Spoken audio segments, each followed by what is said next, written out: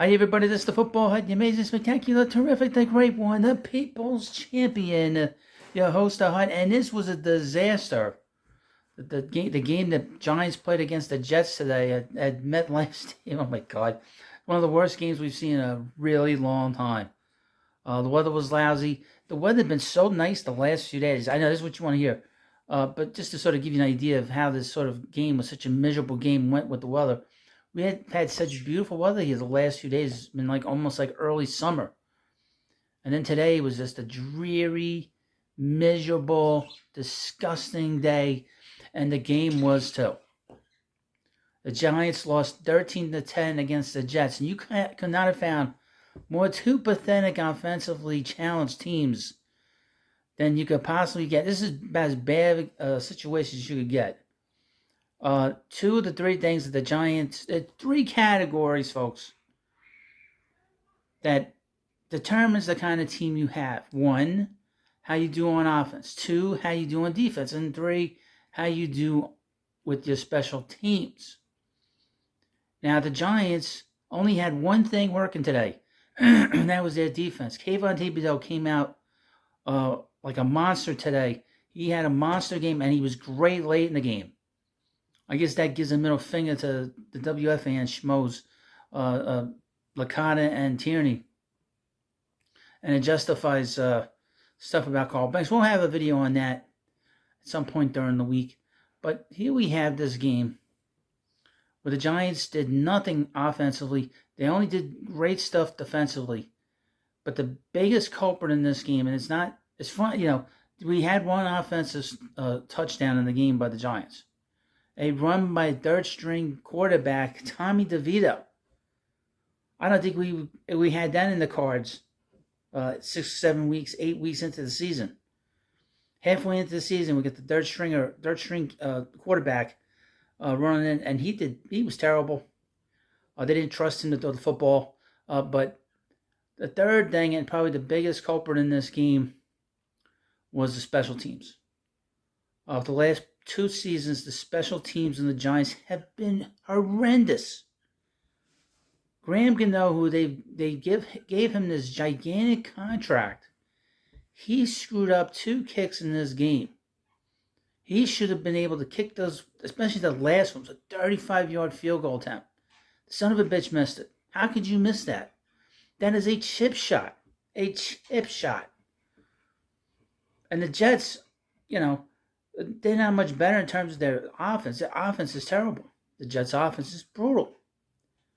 But they have one thing that's a problem out of the 3 categories, and that's their offense and their quarterback. The other 2 categories showed up in this game. The special teams was pretty good, and their defense was great as always. The Jets always have great defense.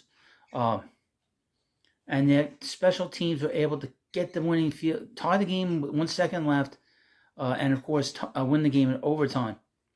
And it's funny, as bad as the Jets' offense was, Zach Wilson was able to get them into field goal position. Now, I would mention they had a bye week, the Jets. And they looked terrible. I did not watch the first 3 quarters. I listened to the 4th quarter coming home from Long Island. But you could not have found 2 worse teams and worse situation. And you have a Jets team that's 4-3, and they have a shot to win the division. Have a shot to win the division and get the postseason. The Giants are in trouble. And to be honest with you, we're probably going to be looking at a draft pick now, a big draft pick. They need to start finding themselves a quarterback. I don't know what the future of Daniel Jones is, but they need to do something. And to be honest with you, we'll see how this season plays out. But here we get from Giants Wire. They give you like a rundown. I'll run down some of the stuff that I may have missed. Headline: Poor coaching, late collapse doom Giants in 13-10 loss to the Jets, and GiantsWire.USA today. Boy, oh boy. The Giants host their MetLife co-tenants, the New York Jets, on Sunday afternoon, a crucial Week 8 contest for both teams. Now, I would mention this was a brutal field. First of all, they changed the turf before the season. And you have 2 teams, obviously, that are going to beat the hell out of that field. You're talking about 4 teams.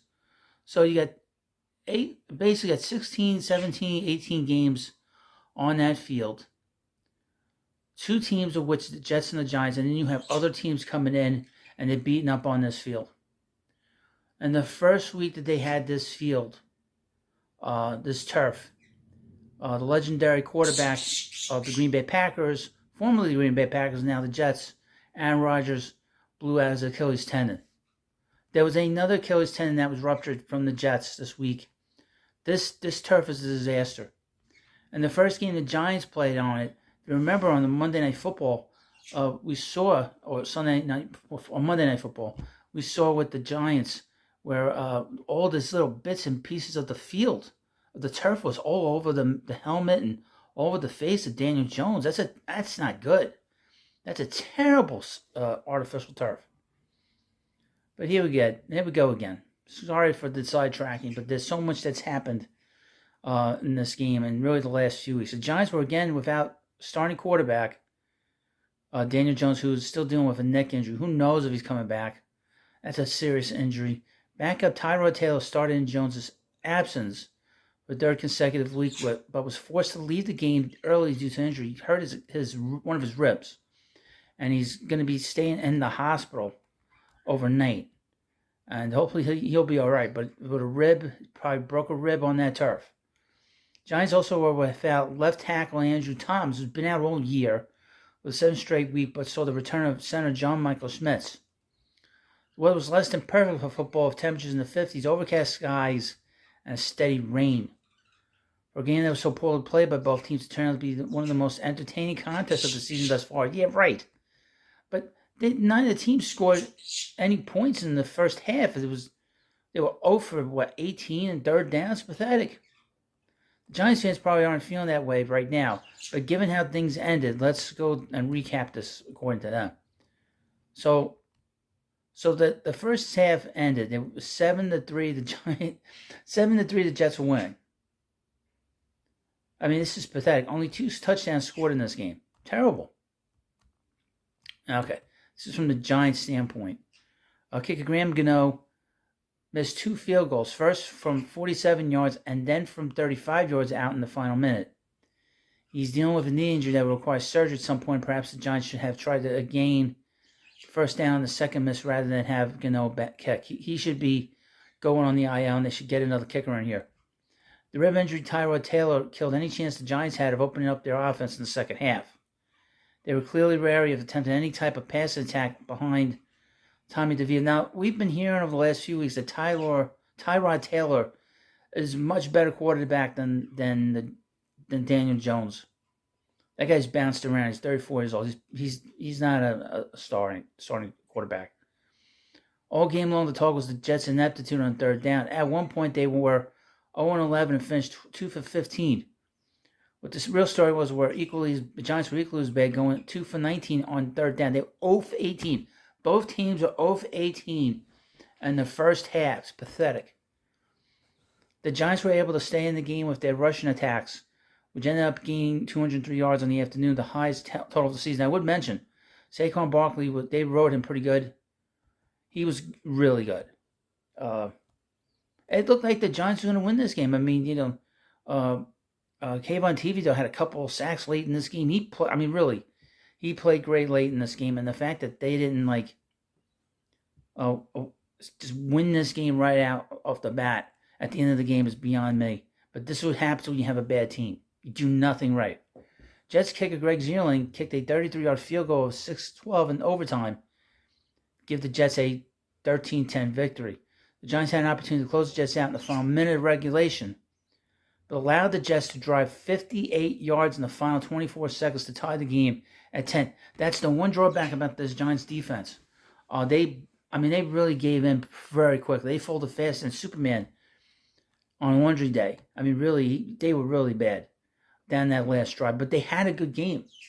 That's the one thing. They had a good game. They were not the problem in this game today. Player of the game was Saquon Barkley, rushed 36 times for 128 yards, answering the call. Kayvon Thibodeaux had 3 sacks for a total of 41 yards. He had 9 combined tackles on the day and also forced a fumble. He has 8.5 sacks in the season with 9 games remaining. He played great.